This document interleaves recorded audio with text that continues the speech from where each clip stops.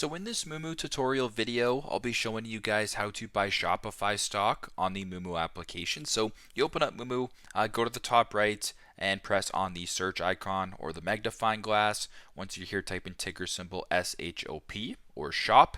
Now, Shopify actually is, I believe, a Canadian company, so you can purchase the stock on the Canadian market or the US market, so whatever the case may be. But for example, we'll just press on Shopify Canada. Once you're here, the price tag is above. If you want to go to the bottom left, press on trade and then press on buy. Once you're here, you can change the session type you're wanting to buy the stock in, as well as the limit type.